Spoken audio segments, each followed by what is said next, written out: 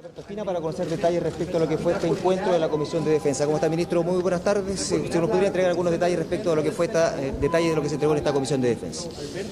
Bueno, muy buenas tardes. Hemos tenido una extensa sesión con la Comisión de Defensa del Senado, donde yo le he expuesto en detalle y con toda crudeza la grave situación, que por lo demás de público conocimiento, que vive el país en materia de orden público y que enfrentar a quienes provocan en forma cobarde actos de vandalismo que no se habían visto desde el retorno a la democracia, en donde se saquea y se destruye edificios públicos, se deja en la ruina a muchos comerciantes, se destruyen los centros de ciudades, y sabemos que quienes están detrás de esto son organizaciones de anarquistas, son grupos de narcotraficantes, hay también organizaciones criminales que están actuando con un grado de maldad francamente gravísimo.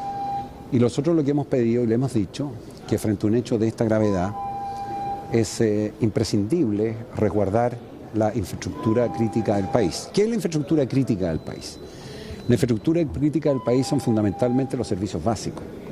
Son los aeropuertos, son los puertos, son las centrales de agua potable, de electricidad, de gas, que requieren ser protegidas. Y para ello consideramos, como ocurre en muchos países del mundo, esta ley lo que busca es que puedan ser resguardados por las Fuerzas Armadas y que las Fuerzas Armadas cumplan este deber de resguardo manteniendo el control del orden público en Carabineros. Y analizaron el tema, hay un debate sobre el tema. Yo solo quiero decir que el tiempo exige soluciones a la brevedad, porque si no vamos a tener cada vez hechos más graves y esta es una responsabilidad de todos.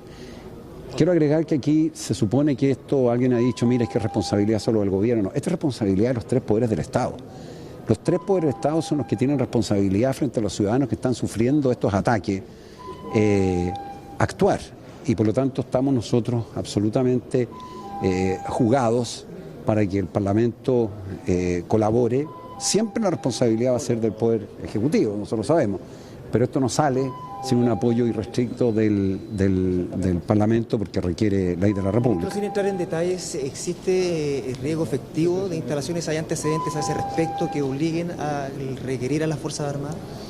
Por supuesto, si estamos pidiendo nosotros que podamos resguardar la infraestructura crítica, tiene por finalidad liberar a carabineros que están haciendo esa función y siendo liberado carabineros de esa función y tomada por la Fuerza Armada, como ocurre en muchos países del mundo, en la mayoría de los países europeos, y se hace porque la infraestructura crítica es fundamental para el desarrollo de la vida de nuestros compatriotas. Estamos en vivo para 24 horas. Gran parte de las dudas o críticas quizás se han concentrado, uno, en las atribuciones que tendría el presidente de la República respecto de las reglas de uso de la fuerza, y dos, respecto de las excepciones, digamos, penales que podrían tener militares a la hora de defender la seguridad pública. Si nos podría aclarar esos puntos, en qué consiste precisamente esa parte del proyecto. Bueno, a mí me ha extrañado bastante las críticas que se han hecho sobre esa norma, porque lo que dice es lo que dice exactamente la ley actual. La ley actual lo que señala es que cuando una militar, incluso un civil, es objeto de un ataque y una agresión ilegítima y usa un medio racional y proporcional para defenderse, tiene todo el derecho a invocar la legítima defensa. Eso está consagrado en el Código Penal chileno hace muchos años. Y luego agrega que también están exentos de responsabilidad penal cuando se actúa en el cumplimiento de un deber. Eso es una norma permanente. Lo que se señala adicionalmente es algo que existe en todas partes del mundo y es que corresponde dictar unas reglas de uso de la fuerza, que enmarcándose dentro de lo que dice la ley vigente, establece una gradualidad con mayor exactitud, con mayor precisión. ¿Cómo se va reaccionando frente a cada hecho? Esas reglas de uso de la fuerza son de acuerdo a los estándares que tienen las Naciones Unidas, que tienen los países del mundo. No hay ninguna situación de excepción. Lo que sí es evidente que es necesario, porque en el caso de las Fuerzas Armadas no está así, es solo dictada en virtud de un decreto, de una orden ministerial, es algo de sentido común, que la estamos elaborando para que el presidente de la República la firme, se tome por la Contraloría razón y se publique en el Diario Oficial. Y por lo tanto no hay ninguna innovación, no hay ninguna excepción. Entonces, todos aquellos que creen que estas son normas excepcionales, yo de verdad les puedo decir que no es así. Lo que sí es que si el día de mañana, tanto Carabineros como los militares, en el caso de los militares de las Fuerzas Armadas, salen a cumplir una misión que se las da el Estado de Chile, que es proteger la infraestructura crítica, o en un estado de emergencia a resguardar el orden público, tienen que tener las reglas del juego claras de cuáles son las atribuciones que tienen frente a una multiplicidad de situaciones. Y si hay pleno cumplimiento de esas reglas que se le establecen, entonces habrá actuado amparado por la ley. Eso es lo que estamos haciendo. Yo le quiero preguntar, lo que usted dice, si eso está en la ley, estas exenciones de responsabilidad, ¿por qué es necesario el decreto presidencial para reforzarlo?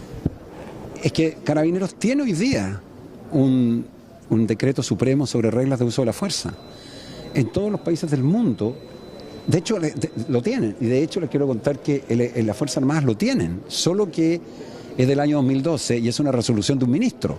Entonces, lo lógico y natural que las reglas de uso de la fuerza, que es la gradualidad, cómo se van utilizando dependiendo del caso concreto. Si mañana una unidad militar está resguardando, imaginemos, una central de agua, de electricidad que es fundamental para el país, el militar tiene que tener las reglas absolutamente claras de cómo proceder, en qué escenario, en qué circunstancia, qué tipo de armamento va a utilizar, porque eso da certeza en la actuación y da seguridad de respeto y acatamiento a la ley. Yo quiero contar lo siguiente, quiero recordar que las Fuerzas Armadas en el estado de emergencia, es decir, el Ejército de Chile, la Armada de Chile y la Fuerza Aérea tuvieron un comportamiento con estricto apego a la ley.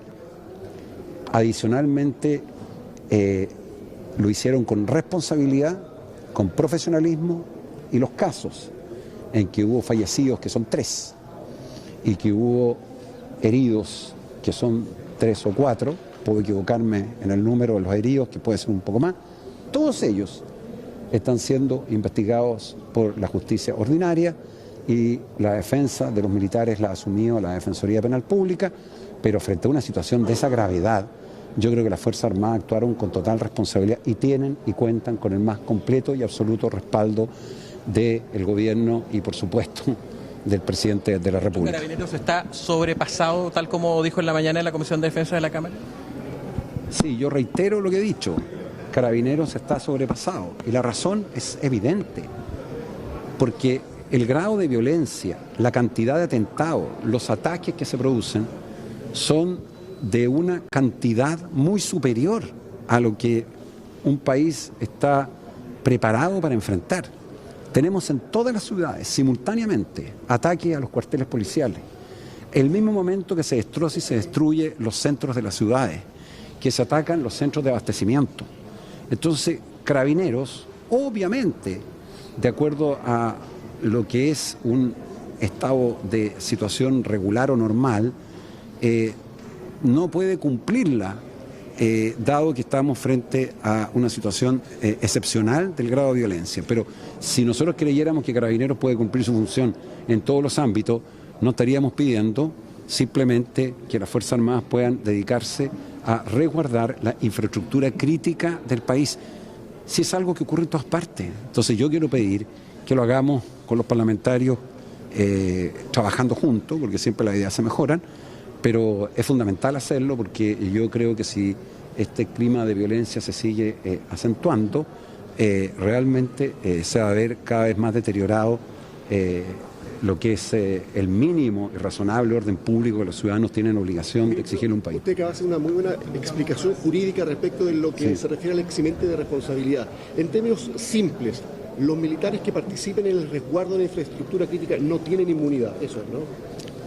Los militares que actúan de acuerdo a las normas de la legítima defensa, del cumplimiento del deber y las reglas de uso de la fuerza, van a estar amparados por normas legales, y aquellos que no actúan van a estar al margen de las normas legales. Y porque como los militares quieren tener las reglas claras, porque son profesionales, eficientes, lo que hace la regla de uso de la fuerza en todas partes del mundo. Si de hecho tenemos reglas de uso de la fuerza hoy día. ¿No puede explicar exactamente qué es un reglamento de uso de la fuerza? Regla de uso de la fuerza significa que le describe cada paso que el militar tiene que ir dando, el miembro de las Fuerzas Armadas, cuando va a ser objeto, ¿verdad?, o se encuentra frente a la agresión que pueda sufrir una infraestructura crítica. Entonces va regulando y graduando, va estableciendo qué medios se usan, de qué manera puede defenderse, cuáles son las etapas que va cumpliendo, cómo se van tomando las decisiones. Es una descripción detallada del comportamiento que tienen las Fuerzas Armadas y que es de todo sentido común que exista para saber que van a estar amparados por la ley. Y aquel que cumpla la ley va a estar protegido por la ley, que es lo que corresponde. Ministro, usted indicó que las Fuerzas Armadas habían sido calumniadas por Amnistía Internacional en la Comisión de Defensa. ¿Nos podría explicar ese punto de vista que usted planteó? La razón es muy de fondo y lo sostengo abiertamente. Amnistía Internacional acusa a las Fuerzas Armadas de Chile de haber en forma premeditada, intencional, haber salido a la calle a matar chilenos. O sea, acusa de que las Fuerzas Armadas de Chile han salido a matar compatriotas, sin entregar ni un dato, ni una prueba, ni un antecedente. Eso es imputarles un delito. Y las Fuerzas Armadas tienen pleno derecho a que frente a una acusación de esa gravedad, que es totalmente contrario a lo que las Fuerzas Armadas hacen, porque las Fuerzas Armadas en estos momentos están salvando vidas de chilenos en los cerros, en los incendios que se están produciendo. Las Fuerzas Armadas tienen como misión apoyar, salvar vidas y rescatar a chilenos. Entonces, que una institución privada haga una imputación calumniosa como ese es inaceptable, porque ofende gratuitamente a los 88.000 hombres y mujeres que pertenecen a las Fuerzas Armadas de Chile. ¿Van a presentar acciones legales, por lo tanto, si hay una calumnia? Dejemos el tema hasta ahí. Hoy día estamos preocupados de lograr crear un acuerdo. Yo quiero decir a los chilenos que nosotros estamos absolutamente conscientes de la gravedad de los hechos que están ocurriendo. Estamos adoptando un conjunto de medidas muy relevantes y yo espero que la colaboración de todas las autoridades políticas, porque hay algo que a mí me parece que realmente me cuesta entender. Efectivamente es el gobierno el encargado del orden público, pero frente a hechos de esta gravedad, lo que corresponde es que el poder legislativo apoye resueltamente. Y yo he visto la mejor disposición en los miembros hasta ahora de la Comisión de Defensa. Que el Poder Judicial también contribuya, que la Fiscalía.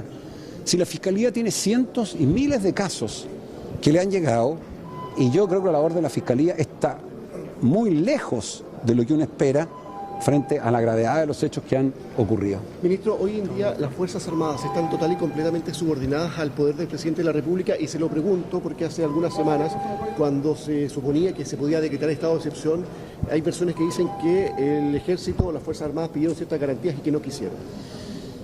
Yo le agradezco la pregunta porque yo creo que es bien importante en un régimen democrático. Las Fuerzas Armadas son obedientes, disciplinadas, no deliberantes, profesionales y subordinadas a la autoridad civil del presidente de la República y por delegación del presidente al ministro de Defensa. Nunca, jamás las Fuerzas Armadas, ese día que usted menciona, cuando se estudió la posibilidad de decretar estado de emergencia, se negaron o lo cuestionaron. Lo que es del todo sentido razonable es que las Fuerzas Armadas, en una situación de esta complejidad, cuando son objeto de cuestionamientos gravísimos y se les dice que salen a dispararle a los chilenos y a matarlos, tengan el derecho a defenderse, porque eso es inaceptable respecto a instituciones que representan a todos los chilenos. ¿Y qué plantearon esa vez? ¿Por qué no se declaró estado de excepción? Porque el presidente de la República privilegió, a mi juicio con toda razón, la posibilidad de agotar el diálogo político. ¿Pero el Ejército o las Fuerzas Armadas pidieron algo? ¿Pidieron alguna garantía? No pidieron absolutamente ninguna garantía de ninguna especie. Yo conversé con los comandantes en jefe en reiteradas oportunidades. Las Fuerzas Armadas van a cumplir la Constitución y las leyes como corresponde, pero tienen, como le digo, pleno derecho a saber que si salen a la calle el día de mañana y cumplen con la ley, entonces no van a ser sujetos, ¿verdad?, a sanciones absolutamente improcedentes si ellos han cumplido con la ley.